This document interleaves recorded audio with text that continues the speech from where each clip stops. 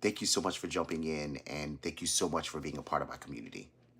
I have been overwhelmed over the last couple of weeks with the response to these messages. I have been overwhelmed with the subscribers and the followers and the messages, and even those that have chosen to partner and to share. And I just want to stop really quickly and say, I appreciate you and I am grateful for you. I am on your side and I am rooting for you. And I believe that you and I, that we are going to win. Today, I want to take a brief pause from the normal instructional messages that I normally share on Sundays. And I want to share a message that I believe to be more so in tune and in line with a specific audience. That audience of people is an audience of people that are assigned to do something great. You have a great purpose, whether you know what it is or not, you have a great purpose, and you feel as though there has been some form of delay in you being able to go after that purpose and achieve the results that you know are inside of you. That is a very challenging place to be.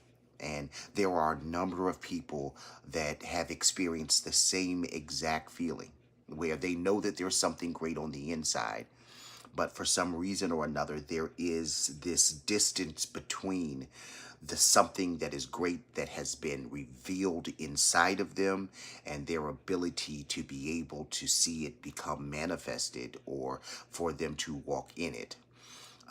There's a lot of people that have experienced the same thing, so you are not alone. As a matter of fact, for those that have followed me for any period of time, you know that I use scriptures as a reference point and as a foundational principle for all of the thoughts and all of the words that I share.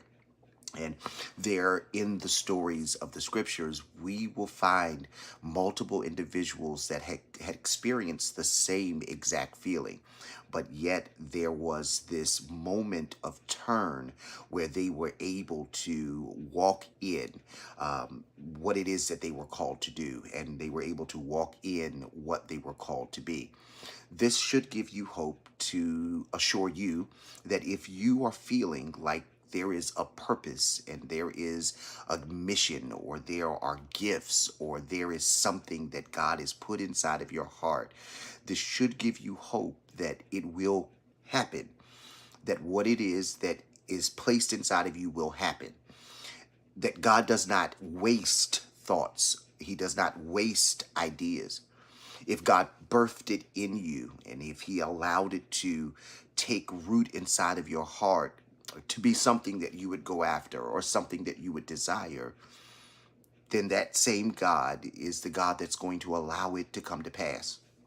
I share this with you because we may experience a lot of different things that come to try to prevent us from going after those dreams. It is your enemy's job to place all types of illusions around you to in hopes that one of them would take, whether that one thing, that one illusion that would take could be a person, a place, or a past action that may rise up, that may try to whisper things in your ear to make you believe that you will not accomplish whatever it may be. It could be your own self-doubt. It could be the voices that speak to you inside of your own head that tell you that, oh, I'm not pretty enough. I'm not strong enough. I'm not smart enough. I'm not light enough. I'm not dark enough. All of those different things that may rise up. And it could be by way of just the people that you have in your circle. I want to share this morning that Jesus himself was very peculiar about who he was around. If you remember the stories in the scriptures, there was one scripture that said that Jesus could not do many miracles in his hometown. And the reason why he could not do these many miracles in his hometown, because familiarity breeds contempt. And there are times where you can be around people that are not speaking the right things into your life. And the words that they speak over you can begin to seep inside of you if you're not careful. There are so many scriptures that point out that we are almost what we think. Proverbs 23:7 says, "For as a man thinketh in his heart, so is he." That scripture alone helps us to realize that it is critical and imperative that we have the right thoughts about ourselves. But sometimes the basis or the baseline of those thoughts that we have about ourselves don't always come from ourselves. Sometimes it comes from the people that you're around, the people that don't see in you what God has placed in you, the people that are around you that don't inspire you to want to go higher. And it is going to call for you to make some drastic changes and some drastic shifts in order for you to actualize or for you to walk in or manifest the very things that you know that God has put inside of you. It may cause for you to disconnect. It may cause for you to remove yourself from some environments that are not building you, that are not helping you to press forward, but rather pointing out the errors, pointing out the wrong, pointing out where you have done things wrong in your past, as opposed to allowing you to flourish into becoming the person that you were meant to be. When I go back and look at the scriptures, I see this. I remember the story of Joseph. Joseph was around his brothers, and his brothers disliked him in such a manner that they threw him into a pit. He did not become what he was supposed to become because or when he was thrown into the pit, but rather through the process of him being taken away from his brothers. Now, granted, it was their jealousy, it was their anger, it was whatever it was about Joseph that caused them to throw him away, to put him away, but that was the best thing that could have ever happened to him. The people that disliked him, the people that betrayed him, the people that talked about him was the best thing because it pushed him away from them. I think that the problem that many of us make is that when we are being pushed away, we continue to hang on. And sometimes we can be hanging on to the very things that are killing us, that are destroying us, that are stopping us from moving forward. Notice, once Joseph got away from his brothers, he began to be around people that believed in his dreams. And it was the belief in the dreams that Joseph had that rose him up to a position of power. When we look at the story of David, his brothers did not like him, so much so that when Saul came around, they almost tried to tarnish him. They thought so little of him. It took someone on the outside that God had anointed to bring David to a place where he would eventually take the palace. But as long as he was around his brothers, trying to fit in with his brothers, he never rose to that position. Jesus, as I said before, could not do miracles where he was born and where he was raised because, again, familiarity breeds contempt. I'm challenging you this morning to hear the thought that maybe it's not that the dream cannot come to pass. Maybe it's not that you do not have a great gift or a great talent or a great promise on the inside of your heart, but maybe you're trying to bring people along on the journey that God means for you to remove yourself from. Maybe the thing that is causing the distance between when it was spoken and when you believed and when you saw it were the people that you keep trying to tell about your vision, about your promise, and they kill it before it can be birthed out of you. Friends, sometimes we have to make selections with what we share. We have to make selections with who we're around. We've got to be very careful and mindful and thoughtful with who we try to bring through the different seasons of our life. Because some people will always hold you at the place where they met you. Some people will always hold you at the place where you disappointed them. And it's no fault to their own, but sometimes people can't seek you outside of their initial experience. But that should never be the thing that stops you from pressing forward. Once you begin to identify and recognize that this is not building me, this is not pushing me to my next level, this in essence is doing the exact opposite and it's pulling me backwards, then you've got to make decisions for your purpose. You have to make decisions for your plan, because sometimes the enemy can use the best of people to keep you stuck. My message to you today is don't be stuck smiling.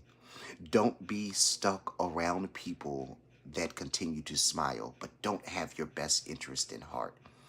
Because the longer you stay stuck around people that really don't like you, that really don't care for you, that really envy you, or really want to see you in your state of being sad or being unhappy, if you stay stuck in that place, you will never become the person that you were meant to be. I'm going to challenge you today. I am going to challenge you to believe in yourself. I am going to challenge you to jump back out there and go again. I'm going to challenge you to surround yourself with people that build you. Yes, that may correct you in love, but it's in love. People that may challenge you in love, but yes, it's in love. There's a difference, and a very distinct difference, between a person that is challenging you to be better because they love you and a person that just wants to point out error because they secretly are envious of you. There are a very clear, there is a very clear difference in that. And I want you to make sure that you surround yourself with the right people that will move you forward into this next season.